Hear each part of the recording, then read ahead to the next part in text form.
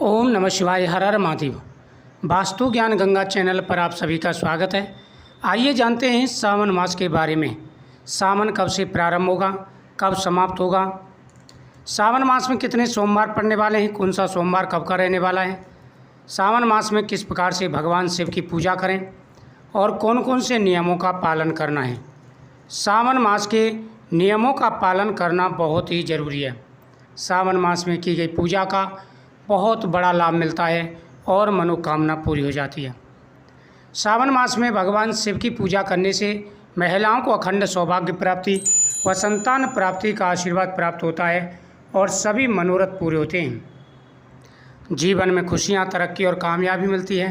हर प्रकार की मनोकामना और इच्छा पूरी हो जाती हैं। सावन मास का महीना सबसे बड़ा और पवित्र महीना है। सावन मास के महीने में की गई पूजा अनंत गुना फल प्रदान करती है और भगवान शिव का आशीर्वाद प्राप्त होता है। सावन के महीने में कुछ ऐसे नियम हैं जिनको निभाना बहुत ही ज़रूरी है। सावन के महीने में घर के अंदर वातावरण बिल्कुल सही रखें, ना तो लड़ाई झगड़ा करें और ना ही घर के अंदर तामसिक भोजन बनना चाहिए। सावन के महीने में जिस घर में तामसिक भोजन बनता है उस घर पर भगवान शिव का क्रोध बरसता है।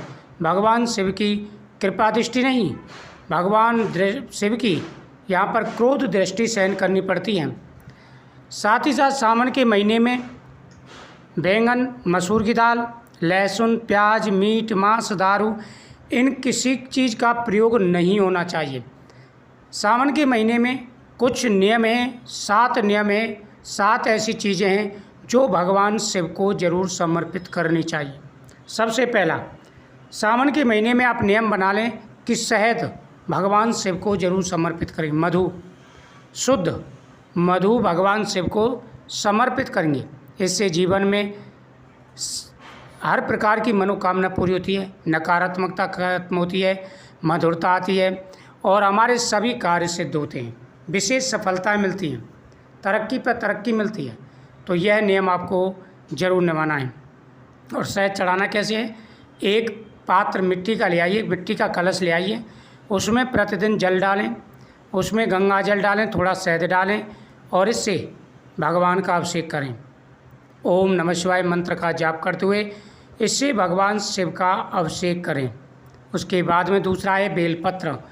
भगवान शिव को बेलपत्र बेहद ही प्रिय हैं, तो प्रतिदिन 1 बेलपत्र या 11 बेलपत्र या 5 बेलपत्र, सोमवार को तो 11 बेलपत्र चढ़ाने, लेकिन प्रतिदिन आप 1 बेलपत्र कम से कम शिवलिंग पर चढ़ाना प्रारंभ कर दें।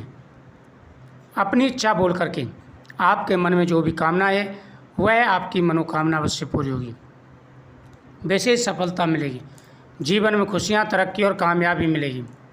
तीसरा है भगवान शिव को भस्मी जरूर चढ़ाएं। भगवान शिव को भस्म जरूर चढ़ाएं, इत्र मिला करके।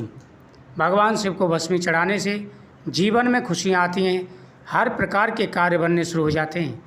जिन व्यक्तियों के जीवन में परेशानी आती है, जिनके प्रत्येक कार्य में रुकावट आती है, उनको यह कार्य जरूर करने चाहिए। अगला है भगवान शिव को पुष्प, कमल पुष्प या आग के पुष्प या धतूरे के पुष्प, ये भगवान शिव को जरूर चढ़ाएं। अगर तीनों मिल जाएं तो तीनों चढ़ाएं, नहीं तो एक पुष्प प्रतिदिन आपको आग का जरूर चढ़ाना चाहिए। मदार का पेड़ जिसे बोलते हैं उसके पुष्प भगवान को समर्पित करने चाहिए, इससे मनोकामना पूरी हो जाती है। तो भगवान को शहद समर्पित करें, भगवान को भस्मी समर्पित करें, भगवान को बेलपत्र समर्पित करें, भगवान को पुष्प समर्पित करें। 5वां है भगवान को खीर का प्रसाद। प्रतिदिन नियम बना लीजिए, खीर का प्रसाद भगवान को जरूर समर्पित करें।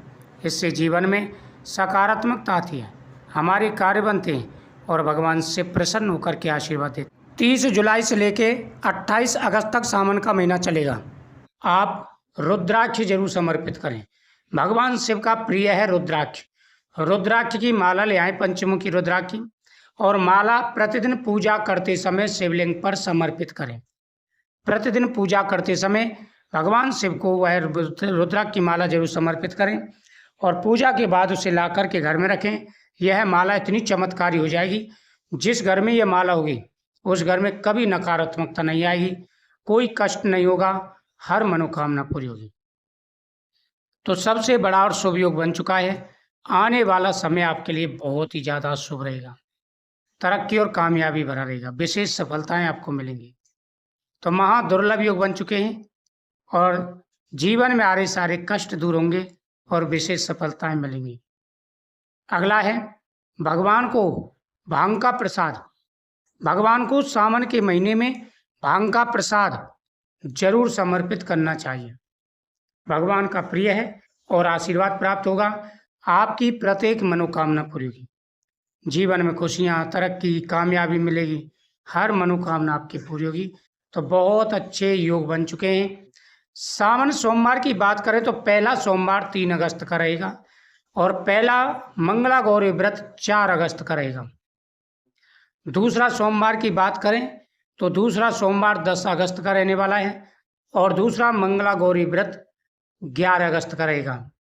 तीसरा सोमवार 17 अगस्त का रहेगा और मंगला गौरी व्रत 18 अगस्त का रहेगा और चौथा सोमवार 24 तारीख का रहेगा और मंगला गौरी व्रत 25 का रहेगा। 4 सोमवार और 4 ही मंगलवार पड़ने वाले हैं। सोमवार के दिन जो व्यक्ति भगवान शिव की पूजा करते हैं, भगवान का अभिषेक करते हैं और साथ ही महामृत्युंजय जाप करते हैं, उनके जीवन में कभी कोई कष्ट नहीं आता। उनकी आ रही व्याधाएं दूर हो जाती हैं और हर प्रकार की मनोकामना पूरी हो जाती है। दोस्तों, सावन के सोमवार करना बहुत ही जरूरी है। यदि आपने सावन के सोमवार के व्रत कर लिए तो कभी कष्ट होगा ही नहीं और स्वयं महाकाल आपके सारे कष्टों को, सारे दुखों को दूर करेंगे। मंगला गौरी व्रत महिलाओं का सबसे बड़ा व्रत है। अखंड सौभाग्य प्राप्ति व धन प्राप्ति का आशीर्वाद प्राप्त होता है और मनोकामना पूरी हो जाती है। सावन मास के महीने में नियमों का पालन और व्रतों का महत्व बहुत ही ज़्यादा है।